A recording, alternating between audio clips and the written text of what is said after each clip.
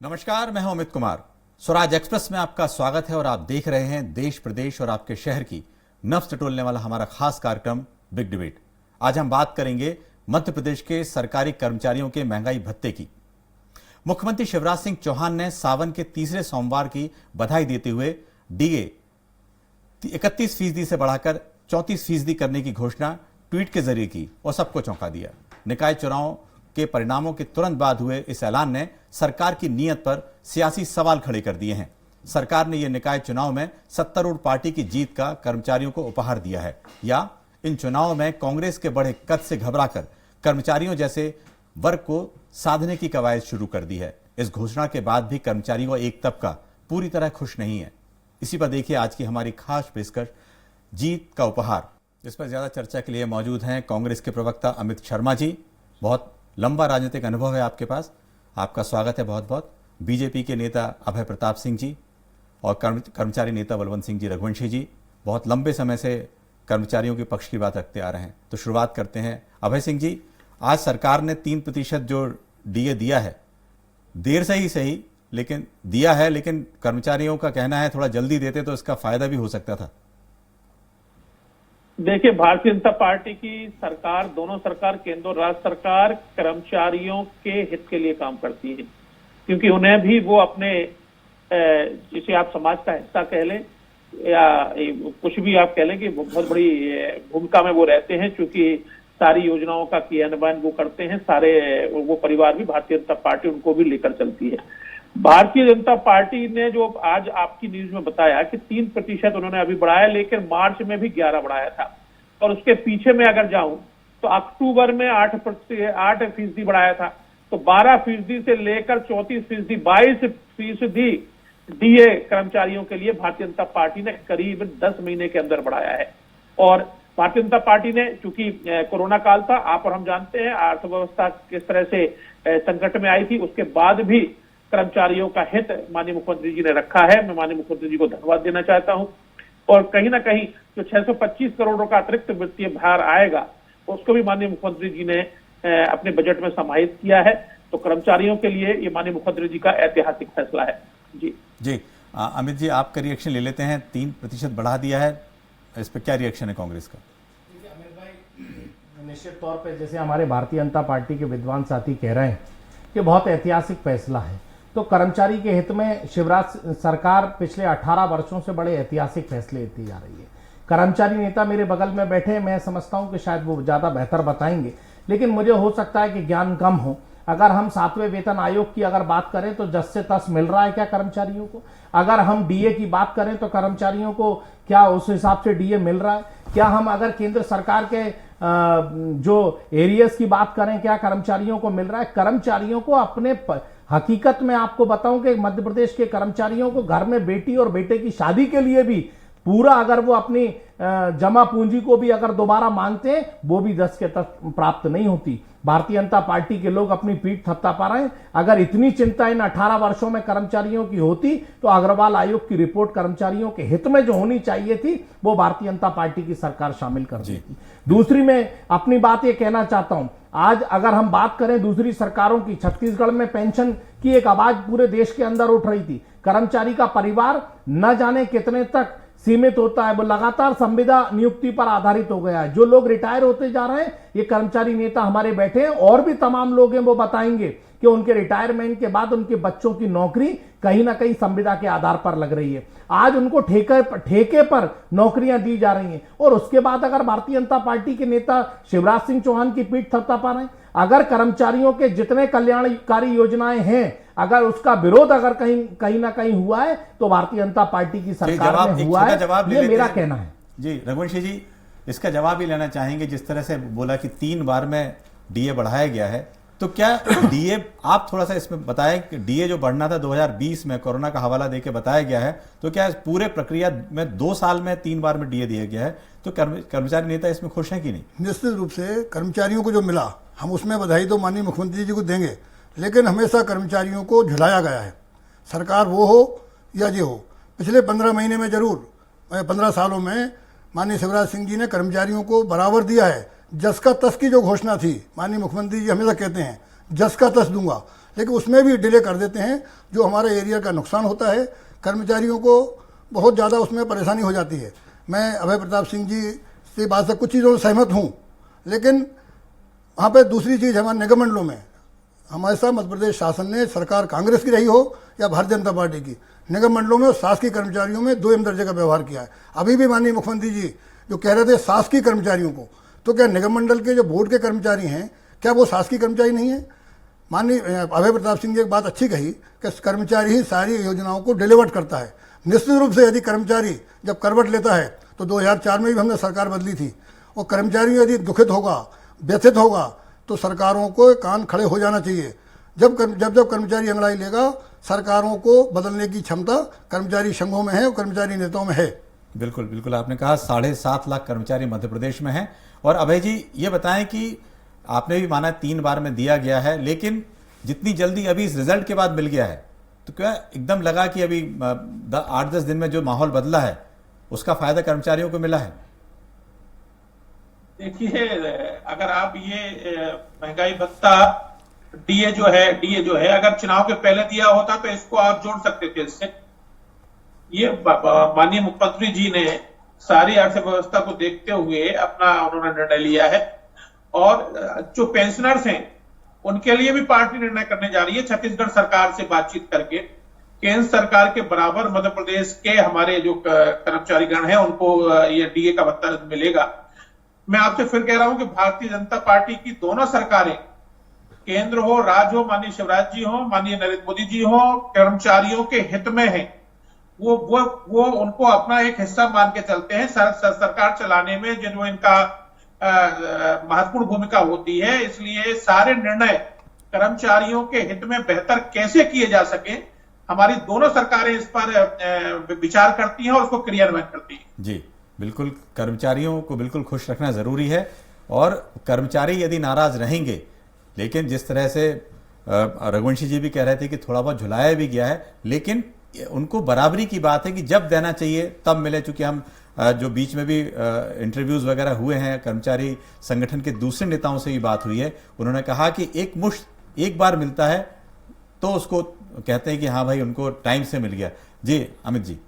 अमित भाई, मैं अभय जी से ये पूछना चाहता हूं कि अगर आज भी, अभय जी आप सरकार से पता कर लीजिएगा, जो जिम्मेदार अधिकारी हैं उनसे पूछ लीजिएगा कि आज भी चतुर्थ श्रेणी का जो कर्मचारी है वो लगातार आज उसका अगर एरियस और उसका भुगतान अगर सरकार करने पर आए, जो पेंडिंग पड़ा हुआ है, वो एक कर्मचारी का कम से कम 70 से 80 हजार वेतन होगा। आज 70 से 80 हजार को जो उसको फायदा एरियस में होना चाहिए था, जस से तस, जो माननीय मुख्यमंत्री कहते हैं कि जस से तस, लेकिन आज भी अगर 5वें वेतन आयोग की बात करें, 6वें वेतन आयोग की बात करें, और केंद्र की सरकार के द्वारा जो जस से तस अगर एरियस और डीएटीए की भी बात करें, वो भी मध्य प्रदेश की सरकार नहीं दे रही। उसमें भी कहीं ना कहीं लिंगर ऑन करती है, भेदभाव करती है। और जहां तक निगम मंडलों की बात है, तो निगम मंडलों को तो आज तक 5वें एरियस का भी पूरा भुगतान नहीं गया, 6वें का नहीं हुआ, तो हम आज के वेतनमान की क्या बात करेंगे। और अभय जी, एक सबसे बड़ी बात कि आप विचार जरूर कर रहे हैं, क्योंकि दूसरी सरकारों ने पेंशन के मामले में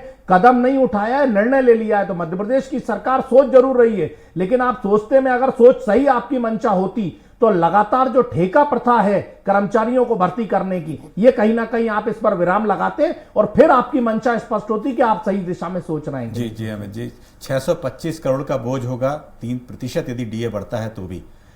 यदि क्या सरकार ने इतना बचा लिया? चूंकि रघुवंशी जी आप बताएंगे, जिस तरह एरियर्स नहीं दिए हैं, तो सरकार का इतना पैसा तो बच गया होगा। ये 625 करोड़ की बात करना वाकई में कर्मचारियों के साथ बेईमानी है। जब नेताओं की बात आती है, उनको पेंशन की बात आती है, ब्यूरोक्रेट्स के जो अधिकार हैं, फ्री की मुफ्त की सुविधाएं जो दी जा रही हैं, यदि उसको रोक दिया जाए तो कहीं हमारी कर्मचारियों को समस्या नहीं आएगी। आज हमारे पेंशनर्स बहुत पीछे हैं, उनको निश्चित रूप से पेंशन में डीए नहीं दिया जा रहा है। 2004 के बाद पेंशन बंद कर दी गई है। जब कर्मचारियों की पेंशन बंद की जा सकती है, तो क्या मैं माननीय नेताओं की, जो भी नेता हैं, सेंट्रल के ब्यूरोक्रेट्स हैं, क्या उनकी पेंशन बंद होगी? यदि उनकी पेंशन और मुफ्त की सुविधाएं यदि बंद कर दी जाएं, तो मैं समझता हूं कर्मचारियों में कहीं कोई परेशानी नहीं होगी, सब कर्मचारियों को बराबर हक मिलता रहेगा। जी। दूसरा, अभी अभय जी कह रहे थे पेंशन की बात, मध्य प्रदेश में पेंशन वर्ग चार्ज के कर्मचारियों के साथ 2 दर्जे का व्यवहार है, शासन के वर्क चार्ज के कर्मचारियों को पेंशन मिल रही है, निगम मंडल के कर्मचारियों को पेंशन नहीं दी जा रही। वहीं संविदा नियुक्ति की बात अमित शर्मा जी ने कही, निश्चित रूप से मैं उनको धन्यवाद दूंगा। आज आप देखेंगे हमारे हाउसिंग बोर्ड में भी या पूरे निगम मंडलों में कहीं भी संविदा नियुक्ति की ज़्यादा भरमार है। मध्य प्रदेश शासन में अनेक रिटायर्ड ब्यूरोक्रेट्स हैं जो सेवाएं दे रहे हैं। क्या बात है कि एक चतुर्थ श्रेणी प्रथम श्रेणी का कर्मचारी नाकाम हो जाता है और ब्यूरोक्रेट्स वो काबिल हो जाते हैं। यह दोयम दर्जे की व्यवहार किसी भी सरकार में हो। निश्चित रूप से पुरानी सरकार ने 15 महीने में, मैं अमित शर्मा जी आपको भी सचेत कर दूं, 15 महीने में हमारी कांग्रेस सरकार ने कर्मचारियों को, हमें हाउसिंग बोर्ड में झुलाया था। मैंने 28 दिन हड़ताल की थी। 28 दिन के बाद माननीय हमारे जो मंत्री जी जयवर्धन सिंह जी हैं बड़े मुश्किल से पसीजे थे। तो निश्चित रूप से कहीं ना कहीं कांग्रेस का यह दोष रहा है, कर्मचारियों को व्यथित उन्होंने किया है। मैं इस बात को कहने में मुझे कोई कोताही नहीं है, लेकिन मैं अभय प्रताप सिंह जी आपके माध्यम से मेरी बात माननीय मुख्यमंत्री जी तक पहुंचाना चाहूँगा कि जो निगम मंडलों के कर्मचारियों को हमेशा बोर्ड मीटिंग के माध्यम से डीए या दो भी अधिकार लेना पड़ते हैं जी। जब हम शासन के अंग हैं तो एक ऑर्डर निकलना चाहिए लेते हैं जो एक जैसा हो। बिल्कुल अभय जी, एक तो पेंशन की बात है, निगम मंडल की बात है, सही बात है, वो भी है तो सरकारी कर्मचारी, लेकिन उनको यदि डीए का जो इम्प्लीमेंटेशन होता है उसमें भी कई महीने लग जाते हैं, जैसा बातचीत में आ रहा था। तो एक बात यह है यदि सरकारी कर्मचारियों के लिए किया गया है तो निगम मंडलों से ऐसा भेदभाव क्यों किया जाता है जो उसके कर्मचारी रहते हैं। और पेंशन की बात है वो भी लगातार कर्मचारी संगठन उठा रहे हैं। नहीं, उनके लिए भी भारतीय जनता पार्टी की सरकार कहीं ना कहीं जो नियमों का अनुसार होगा वो करेगी। भारतीय जनता पार्टी के लिए सभी बराबर हैं। भारतीय जनता पार्टी कभी भेदभाव नहीं करती, लेकिन जो भी शासकीय नियम होंगे, जैसा मैंने कहा कि पेंशनर्स के लिए भी छत्तीसगढ़ से बात करी जा रही है राज्य सरकार से, पेंशनर्स की भी महंगाई भत्ता बढ़ाया जाएगा। वो तो भारत तो कहीं ना कहीं सरकार संवेदनशील है। कांग्रेस की सरकारों में इनके मुख्यमंत्री रहते, इनके नेताओं के बयान आपने सुने हैं कि कर्मचारियों के लिए कैसे वो शब्दों का उपयोग करते थे। भारतीय जनता पार्टी निश्चित है, हमारे वरिष्ठ जो नेता या कर्मचारी नेता यहाँ बैठे हैं उनकी बात में माननीय मुख्यमंत्री जी तक रखूंगा, और जो बेहतर से बेहतर सरकार होगी वो सरकार कर्मचारियों के हित में करेगी और कर रही है। इसलिए निगम मंडल वालों के लिए भी जो बेहतर होगा वो भारतीय जनता पार्टी की सरकार माननीय मुख्यमंत्री शिवराज सिंह चौहान जी करेंगे। बिल्कुल, आपने आश्वासन दिया है कर्मचारी संगठनों को, कर्मचारियों को, लेकिन समय अगले चुनाव में भी कम बचा हुआ है, इसलिए क्या कितना इम्प्लीमेंटेशन हो पाएगा, उनको क्या लाभ मिलेगा। जी अमित जी, आपकी सरकार पर भी आरोप लगी रहते कि 15 महीने में किस तरह से कोई ध्यान नहीं रखा गया। देखिए तो लगता है कि जो कर्मचारी संगठन है, नेता है, दोनों सरकारों से इस तरह से खफा है। नहीं, देखिए अमित जी, सबसे पहले तो मैं बताऊं, यहाँ मैं एक राजनेता के तौर पर नहीं, मैं राजनेता जरूर हो सकता हूं, लेकिन मैं भी एक कर्मचारी का पुत्र हूं, मैं भी कर्मचारी परिवार का सदस्य हूं। मैं इसी पीड़ा को और आपको, अभय जी को, आपके माध्यम से बताना चाहता हूं कि अगर जिस जस से चस और जिस तरीके से हम विचार कर रही है सरकारें, आपको एक लंबा अरसा हो गया 18 वर्ष, और मैं बड़ी माफी के साथ हमारे कर्मचारी नेता को कहना चाहता हूं, मैं याद दिलाना चाहता हूं कमलनाथ जी के बयान को कि जब केंद्र की सरकार ने एरियस दिया था और जैसा केंद्रीय के तहत जो केंद्रीय कर्मचारियों को भुगतान किया जाना था वो राज्य सरकार के कर्मचारियों को भुगतान होना था, और कोविड आ गया था। कमलनाथ जी ने कहा था मैं शीघ्र ही, कर्मचारी नेताओं से बात वल्लभ भवन में की गई थी, समस्त कर्मचारी नेताओं को बुलाया गया था और इस समस्या का ड्राफ्ट तैयार कहा, और कमलनाथ जी ने कहा था कि हम एक कमेटी बनाकर जो अग्रवाल आयोग की भी रिपोर्टें हैं हमने उन बिंदुओं को कुछ सम्मिलित भी करेंगे, और खासकर निगम मंडल के कर्मचारियों के साथ जो भेदभाव पूर्ण रवैया राज्य की सरकार करती है इसको विराम देकर और कहीं ना कहीं उनके साथ उन्हें नियमितीकरण की बात करी जाएगी, संविदा के कर्मचारियों को नियमितीकरण की बात करी जाएगी। और कमलनाथ जी, ये मध्य प्रदेश में नहीं, देश में एक पहले ऐसे मुख्यमंत्री थे, शायद रघुवंशी जी मेरी बात से सहमत हों, कि लगातार जो संविदा नियुक्ति पर जो टाइम पीरियड पर जो लोग कर्मचारी निकाले जा रहे थे अधिकारियों और सत्ता की मनमानी से, उस पर उन्होंने पत्र सरकार का जारी हुआ कि एक भी कर्मचारी नहीं निकाला जाएगा। मैं इस बात के बड़े निर्णय करना चाहता हूं, और आज अभय जी आपकी सरकार में कहीं ना कहीं चतुर्श्रेणी से लेकर और ठेका प्रथा पर कम से कम ये समझ लीजिए कि 25,000 से ऊपर के कर्मचारियों को निकालकर आज बेरोजगारी के दर पर वो कर दिया। और आज ठेका प्रथा में ये है, हर वर्ष पहले ठेका प्रथा जो होती थी वो 10 वर्ष के लिए होती थी, पहले 6 वर्ष के कम से कम न्यूनतम उसकी आयु होती थी। आज 1 वर्ष की ठेका प्रथा हो रही है। 1 वर्ष के बाद वो अपने परिवार का पालन पोषण करता है और फिर 1 वर्ष के बाद उस कर्मचारी को जो अपनी सरकार को अपने जीवन देता है उसके बाद उसका तय नहीं होता कि वो 1 वर्ष के बाद इस संस्था में रहेगा कि नहीं रहेगा। इन बातों को राजनीति से ऊपर उठकर, चाहे सरकार आपकी हो या किसी की हो, इनको सोचना पड़ेगा, क्योंकि कर्मचारियों का जो दर्द है, कहीं ना कहीं कर्मचारी पूरा जीवन उन सरकारों को निर्माण करने में देता है, अपने प्रदेश को निर्माण करने में देता है। इन बातों को शायद ध्यान रखना पड़ेगा। बिल्कुल बिल्कुल ठीक कह रहे हैं कि कर्मचारी जो है अपना पूरा समय देता है, लंबा वक्त देता है, लेकिन 1 साल के बाद निर्णय बना रहे, क्योंकि अभी बीच में अग्निपथ वाले भी देख रहे थे 4 साल को लेकर इतना विरोध हो रहा था। 1 साल यदि कोई अगले नहीं मालूम है कि अगले साल उसको नौकरी मिलेगी नहीं मिलेगी, लेकिन एक सवाल ये उठता है भाई जी, 625 करोड़ रुपए सरकार के इतना बोझ है, आखिर इतने पैसे कहां से आएंगे? केंद्र से भी इतनी कोई मदद मिल नहीं रही है। देखिए, ये माननीय मुख्यमंत्री शिवराज सिंह चौहान जी की संवेदनशीलता है। मेरे साथी अमित जी अभी बात कर रहे थे, मैं इनको पीछे ले जाऊं। 2003 में माननीय मुख्यमंत्री शिवराज सिंह चौहान जी के कार्यकाल में तो इन्होंने जो प्राइवेट स्कूल के शिक्षक थे उनकी वेतन आधी कर दी थी। जो उनको वेतन पहले मिलती आई थी उसको वेतन उन्होंने आधी कर दी थी। कैसे उन्होंने अपना जीवन गुजारा, फिर वो कोर्ट में गए। तो ये सारी प्रथा जो लाए संविदा वगैरह की, तो यही लेके आए थे। भारतीय जनता पार्टी उसको बेहतर कर रही है। अग्निवीर योजना की जो आपने वो कहा है, 6 साल उसको किया गया है, लेकिन 10वीं 12वीं के बच्चों को उनको फिजिकली ट्रेन करना, उनको 11, 12, 15 लाख रुपए मिलेंगे बाद में वो देना, और सेना की सारी योजनाएं लगातार चलते रहना उसके साथ साथ, चाहे एनडीए सीडीए, चाहे 35 साल की आयु की भर्ती हो। उसके अतिरिक्त ये 45,000 लोगों की भर्ती हर साल करना, ये ऐतिहासिक फैसला है माननीय नरेंद्र मोदी जी का। हमारे युवा जब ये फिजिकली ट्रेनिंग लेकर सशक्त होकर आएगा और वो आत्मनिर्भर बनेगा, तो उसमें चॉइस है आपकी। आप आईएएस बनिए ना, आप डॉक्टर बनिए ना, आप थोड़े अग्निवीर में जाइए, जो जाना चाहे उसके लिए। बिल्कुल अभय जी, बिल्कुल आप ठीक कह रहे हैं। 625 करोड़ का जो कर्मचारियों के लिए माननीय मुख्यमंत्री जी ने किया है, ये माननीय मुख्यमंत्री जी ने कर्मचारियों को उनका अधिकार दिया है। मुख्यमंत्री जी ने जो वादा किया था कि केंद्र के बराबर हम देंगे, अपना वादा निभाया है। जैसे रघुवंशी जी, आप लोगों को भी जानकारी मिल जाएगी या जो जानकारी आ रही है कि इस बार जो है 4% और बढ़ाने जा रही है केंद्र सरकार, जो है जो डीए बढ़ा रही, केंद्रीय डीए बढ़ने वाला 34 से 38 होने वाला है, इसी महीने होने वाला। इस तरह की जो खबरें आ रही हैं बहुत जल्दी होगा। तो क्या लगता है कि फिर से तोहफा मिलेगा कि फिर इंतजार रहेगा? निश्चित रूप से मध्य प्रदेश सरकार को जो भान हो गया था, उनको ज्ञात हो गया था केंद्र सरकार जल्दी कल या परसों में ही 4% डीए केंद्रीय कर्मचारियों को बढ़ाने वाली है। तो शायद मुख्यमंत्री जी ने सोचा हो इकट्ठा ना देना पड़े, तो उन्होंने 3% का एक झुंझुना या तोहफा जैसा भी कहें वो कर्मचारियों को मिला।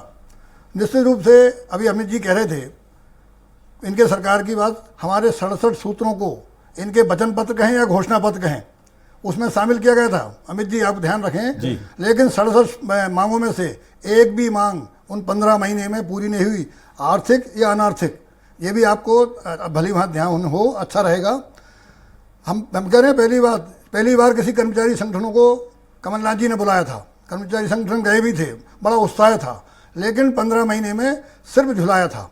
इस बात को भी आपको मतलब एक ध्यान रखना चाहिए जी कि कर्मचारियों को सिर्फ हमेशा भरमाया नहीं जा सकता, उनको मूर्ख नहीं बनाया जा सकता। अमित शर्मा जी, बिल्कुल 15 महीने में 15 महीनों की जो बात है, इसका जवाब भी, चूंकि जब बात हर तरह की हो रही है तो इसमें यह है कि डीए केंद्र से बराबर हो जाए, लेकिन जो मांगे सरकार ने, कांग्रेस सरकार ने की थी, लंबे वक्त 15 साल बाद आई थी, उससे भी नाराज लोग लग रहे हैं। देखिए अमित जी, निश्चित तौर पे कहीं कोई त्रुटि या विसंगति होगी तो उसको स्वीकार करने में कहीं कोई बात नहीं थी।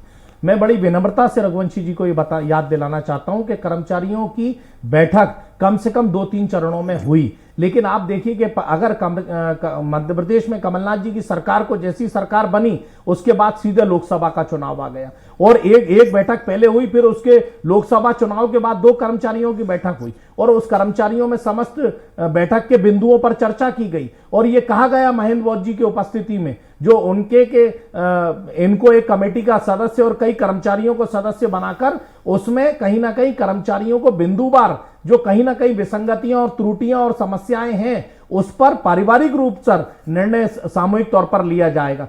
लेकिन बड़े दुख के साथ, चिंता के साथ कहना पड़ रहा है कि कोविड आया और कोविड की आड़ में कहीं ना कहीं अभय जी की सरकार ने सरकार गिरा दी। हम एक चर्चा कर रहे हैं, एक तरफ वो 15 साल की सरकार पर जो लंबे समय से कहीं ना कहीं अगर एरियर्स की बात करें, कर्मचारियों के हितों की, कर्मचारियों के कल्याणों की बात करें, कर्मचारियों के आवास की बात करें, वो बढ़ने की अपेक्षा घट गए। और हम अगर सवाल 15 महीने से करें तो निश्चित तौर पर आप करिए, लेकिन 15 महीने के निर्णय में जो 8 महीने बचे लोकसभा चुनाव के बाद, उस 8 महीने में जो सरकारों को निर्णय लेना था वो तत्परता से लिया कमलनाथ जी ने। उसमें कहीं ना कहीं कोई ऊंट के मुंह में जीरे के समान अमित जी, नहीं दिया। एक मिनट आपको रोकेंगे। कांतिलाल भूरिया जी जुड़ गए हैं, वरिष्ठ नेता हैं। कांतिलाल जी, आपको आवाज आ रही है? भूरिया जी,